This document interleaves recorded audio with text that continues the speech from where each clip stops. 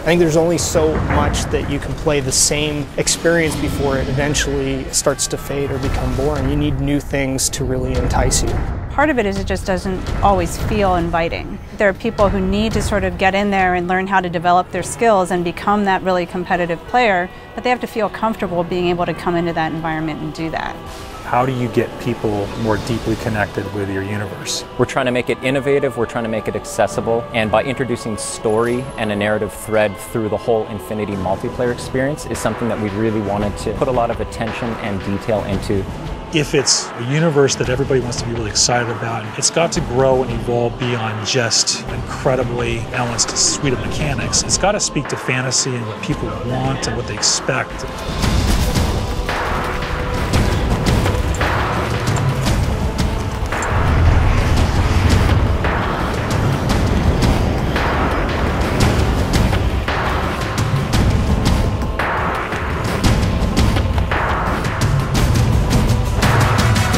A lot of what makes Halo 1's multiplayer very memorable was actually the experience that people had. The sneaker net mentality of people running around with their Xboxes and plugging them into each other so we could all play online multiplayer together. I mean, that was such a communal time. It was fabulous. You can't just look at the game by itself. You have to look at where the world was at that point in time, right? You have to look at what other offerings were available and the sort of new trails that it was blazing. It definitely pioneered multiplayer and certainly on live. But when you look at the series over time, I think that it's failed to change, and something we really wanted to do with Halo 4 was evolve the experience. The high-level philosophy for multiplayer was that we wanted to unify the competitive and cooperative experiences under this one big narrative banner that we call Infinity. The Infinity is a UNSC ship that is home to the Spartan 4 program. Really try to contextualize multiplayer in such a way in which it doesn't feel like abstracted game mode off to the side. It feels very much part of the same universe. We knew we wanted to expand the audience as far as we could, but still satisfy the core as much as possible. We had to break everything down to line-by-line evaluation of our current scripts and redefine that core loop to not make it like Halo 2 or like Halo 3 or something in the middle, but make it Halo 4. Halo starts with a philosophy that we've upheld, which is that your gameplay mechanics are consistent across every mode, so they don't change. We want to give players the power to choose which weapons they take in. People have their own personal favorites. It's a growth system in that you're unlocking customizations for your character, you're unlocking new weapons and abilities, but that's also helping to train you how to use those over time.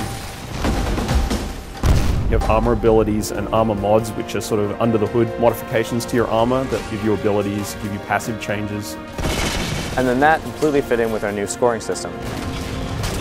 There's a lot of actions players take in multiplayer that don't necessarily put a score on the board. Because of the objective medals and all the extra ways you can score in a match, no players are finishing the game with a 0. Hail Mary. So one of the big things for us was making sure that people felt involved and felt like they could always contribute in some sort of way. You're getting rewarded for teamwork, your style, your kills, your assists, the objectives you complete. And as you do that, you're going to get medals that fill up your ordnance meter. Ordnance ready. Once your ordnance meter fills up, the UNSC Infinity gives you 3 rewards you can choose from. Those are going to be power weapons, power-ups, or grenades, and you can call them down right to you. Request confirmed. We're adding death cam to a bunch of our game modes. That's a replay of the person that just killed you and how they killed you. Just adds a bit more information for players. The matchmaking system has evolved to let us join in progress. Overall, this means players will be getting into games faster and more often. So the new CTF really focuses on trying to encourage a little more team play.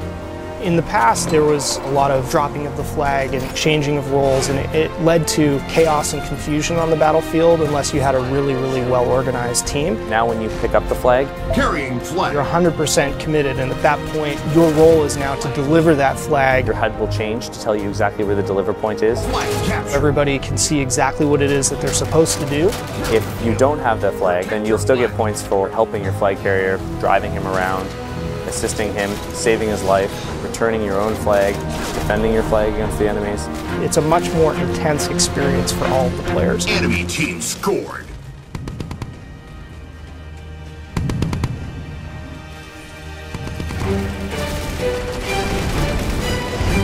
Probably the biggest focal change is that we're trying to build more vehicle-friendly maps, and then to go with that, we've got a new mode called Dominion.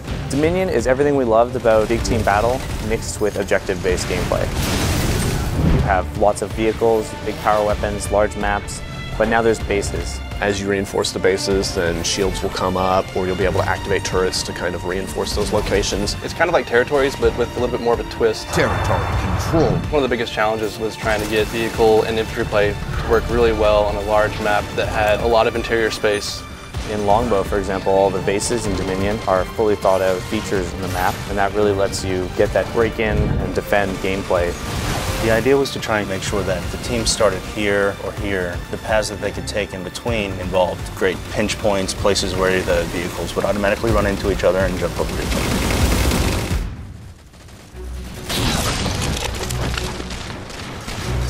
Whenever we start a space, we need to concentrate on a few key things. One is that there's distinct landmarks everywhere you look, so you can orient yourself and you never get lost while you're playing.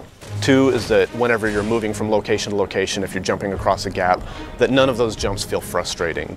So for instance, floods are a replacement for infection, and players have higher jump height. Infected. We needed to make sure that we could make a map that you're always going to hit your target, you're always going to be able to move around smoothly. Flood is a spiritual successor to Infection. We knew how popular this mode was, we knew it had a lot to live up to, so we didn't want it to just be a Slayer variant anymore. The ground up, it's a new script, it's its own mode now.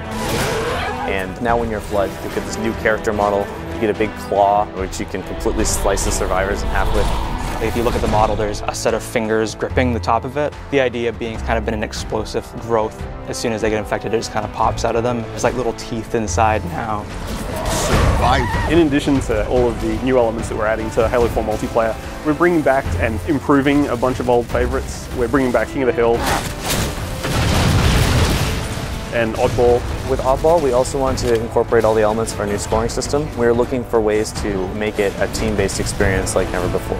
Instead of just running away and hiding, now players get points for passing, catching, intercepting the ball. It completely changed the landscape. We're working with Certain Affinity to build content for multiplayer. It's a pretty huge undertaking.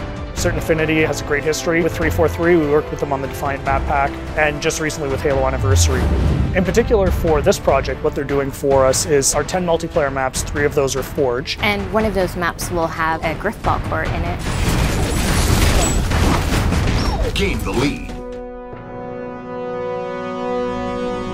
Forge is our toolset that allows players to customize their own levels. So we give multiple spaces that each have unique components that you can kind of mix and match to make your own layouts. We felt like a previous permutation of Forge wasn't necessarily the most accessible. The biggest thing for us was trying to increase the speed at which you can build things. We have a lot of new components. First is a magnet system, which makes it easier to line up pieces to each other. You see these little guys over here. These are hand-placed magnet points. Based on these points, you toggle it in the game and you can actually snap pieces together. Another thing that we have is the duplicate object tool. So if someone has a crazy idea, you can just place something. Oh, I have a mongoose. I can make 6 more of those. A lot of the criticism we got for past Halos was that Forge is all well and good, but the whole thing looks gray, it just doesn't look realistic. What you notice in Reach, for instance, is that the objects sitting next to each other don't know about each other at all from a lighting perspective. Now there's shadows cast on the pieces that you placed. I can place a block sort of anywhere I want, and they'll just sit there. There'll be no shadow on the ground. It'll look kind of like it's floating, even though it's actually quite close to the ground. But then if I turn the lighting on, boom, you instantly get a shadow there. There's going to be things out there where we just end up scratching our heads being like, how did someone do that?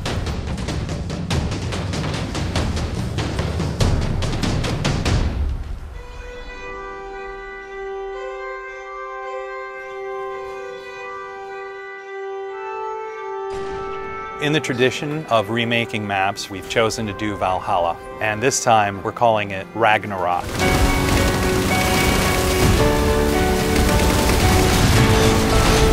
It is almost identical to the original layout of Valhalla.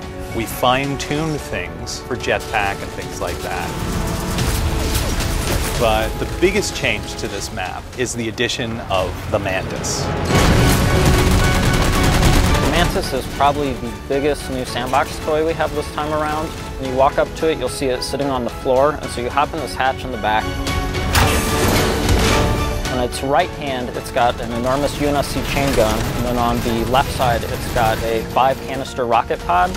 You can use both weapons at the same time, and the rocket pod itself, you can charge up and actually fire all 5 rockets at once.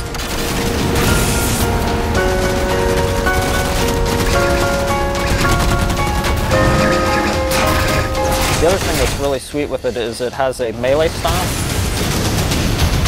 This is probably the most powerful vehicle in a Halo game since like the Scorpion or Banshee. We knew from the start that if we're going to put this in campaign, we have to bring in multiplayer. What better toy do I want to use the Battlefield than the mech? When you look at Halo's audience, you've got a group of players that really gravitates towards campaign, and then another group of players that really gravitates towards multiplayer. The idea of knitting together the narrative and this gameplay experience was the genesis of where Spartan Ops came from. The narrative thread through Spartan Ops is absolutely huge. 6 months after the events of campaign are over, the crew of the Infinity is going down to investigate Requiem. Some of the old hands here know what you're in for. The rest of you, you're due an education. Each week you have a new episode of a series that's continuing to tell this evolving story. And then you have these 5 missions that tie directly to that episode. And actually in some cases you have a direct impact on what's happening in the next week's episode. Don't relax yet, you've got more hostiles headed your way. There are both creative challenges and production challenges. One is it's just a huge amount of content. We have, 50 missions that we're developing over the 10 weeks of the Spartan Ops season. We only have this much space, we only have this much RAM, we only have this much bandwidth. So we had to do a lot of technical trickery so that everything that we wanted to accomplish was able to happen. We want you to feel invested as part of the story. We wanted players to feel like they're accomplishing something. You rise up through the ranks, and once you get up to 50, we have what are called specializations. Specializations are kind of the end game for your Spartan career.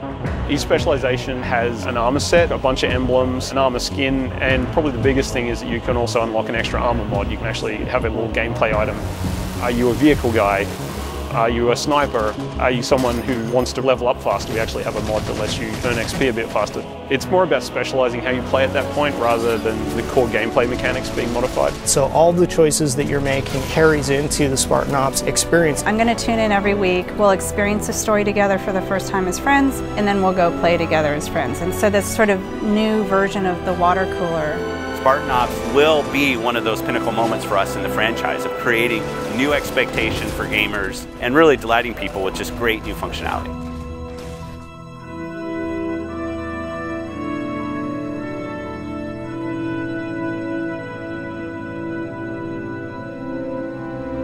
We're seeing just kind of the tip of the spear. Going where we want to go in the next steps is only made possible by building absolute confidence. A hero is someone who takes action even though they have something to lose. You gotta have the gumption. You gotta have the confidence to go after it, even if it means throwing your playbook away. No matter how deeply we explore the universe or how much detail that you find out about aspects of the universe, it's still bigger and more mysterious than any amount of information could ever give us. And I think that's how the real universe is. Super excited about where this game has evolved to. There's so much variation at all levels of the game that make it infinitely replayable. People play it and they say, man, that's great, I just want one more game, and another one, and just keep going. It has been sort of this puzzle that's come together person by person. And it's an amazing feeling to kind of look back and see what, as a team, we've managed to accomplish. To me, that's the most fun thing, is seeing people play it, enjoy it, and have fun. And you know it just started with that single spark, that single sentence from one designer to another.